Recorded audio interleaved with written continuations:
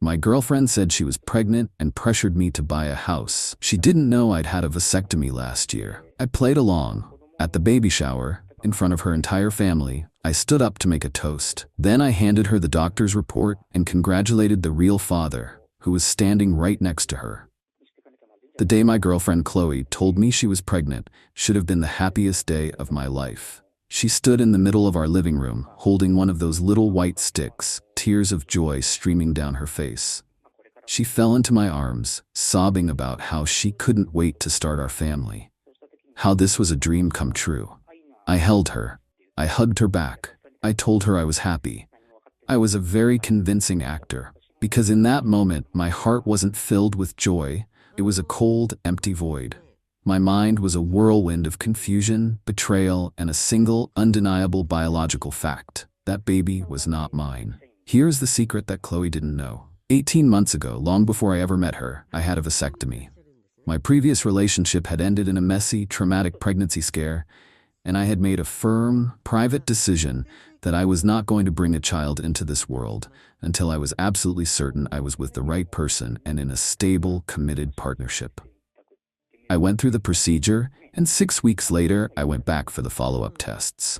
The results were conclusive.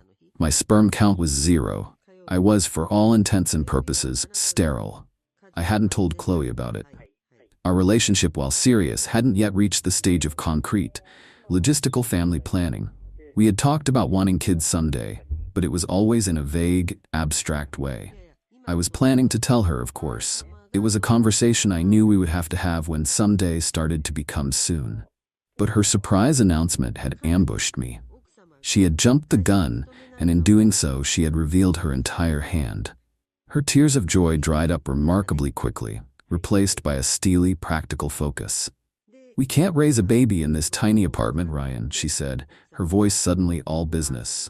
"We need a house, a real house, with a yard, for the baby." And there it was. The motive.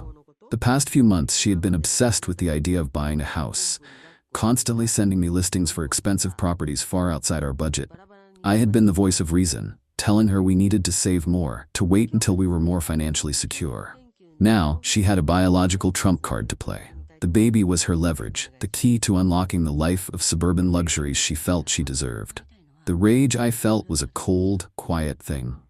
This wasn't just a simple act of infidelity. This was a conspiracy. This was a calculated, premeditated attempt to defraud me, to trap me in a mortgage and 18 years of financial responsibility for a child that was not mine. My first instinct was to confront her, to throw the vasectomy report in her face and watch her lies crumble. But where was the justice in that? It would be a messy, private argument. She would create a new lie, a new story to spin. She would claim I was the one who was lying, that I was trying to shirk my responsibilities.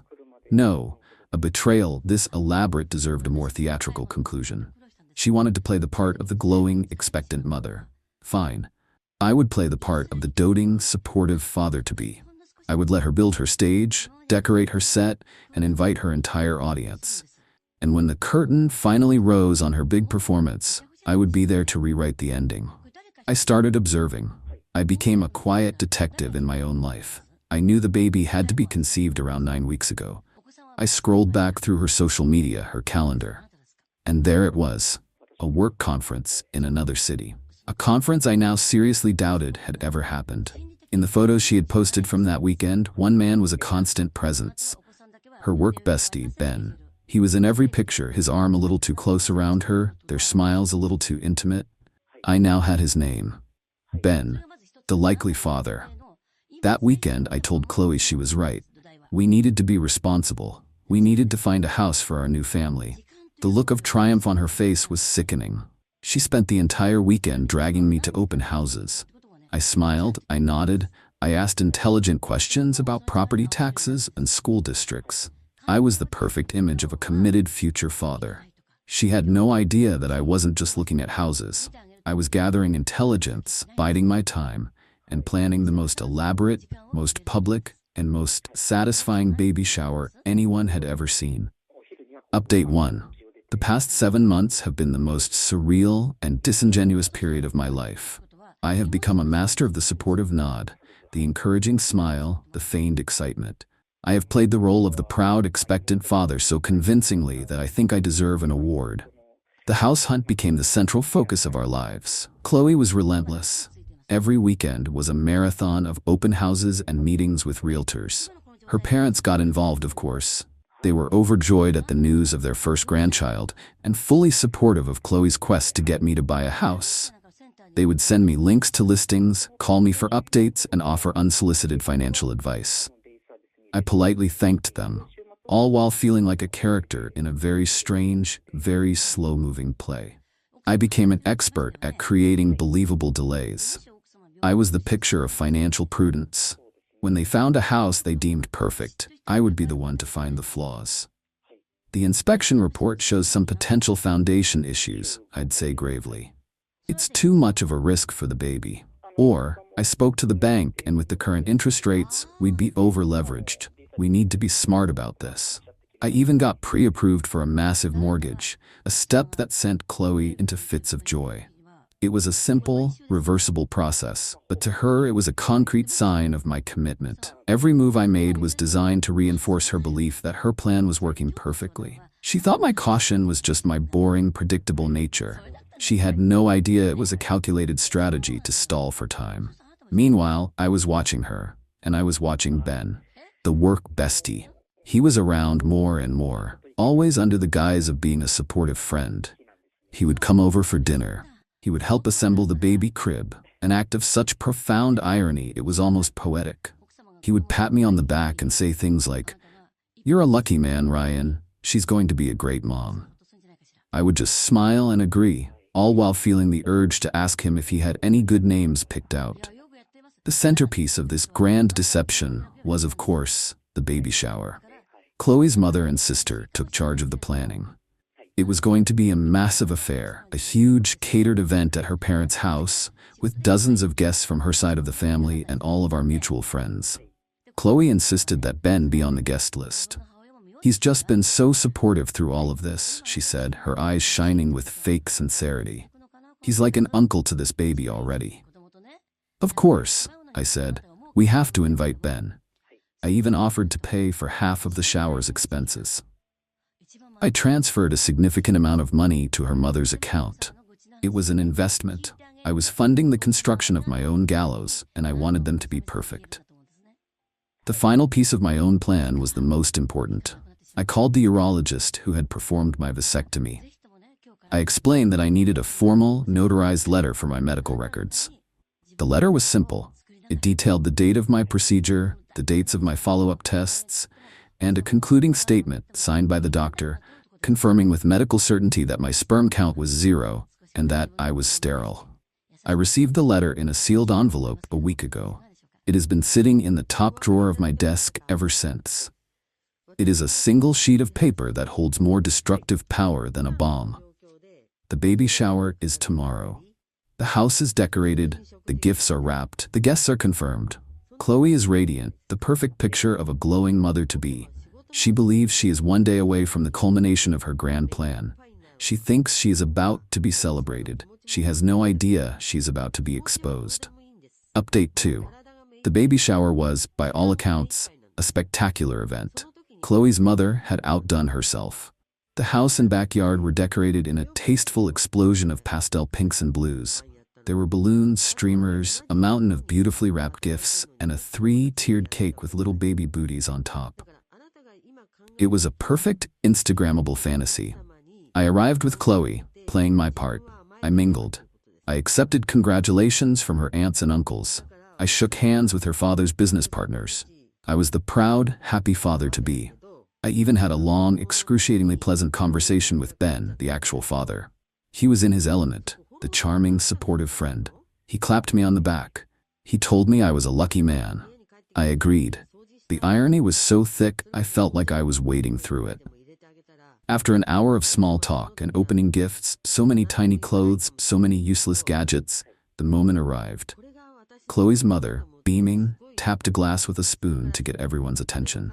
"I just want to thank you all for coming to celebrate this beautiful day," she said. "We are all so excited to welcome a new member to our family. And now, I'd like to ask the proud father-to-be, Ryan, to say a few words." A hush fell over the crowd. All eyes turned to me. This was it. Showtime. I stood up, a champagne glass in my hand, a warm, practiced smile on my face. Chloe looked at me, her eyes shining with adoration. She thought she was about to be showered with praise.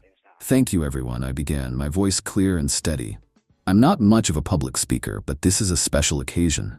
Today is about celebrating a new life. It's about celebrating motherhood, and it's about celebrating family." I paused and looked around at all the smiling, expectant faces.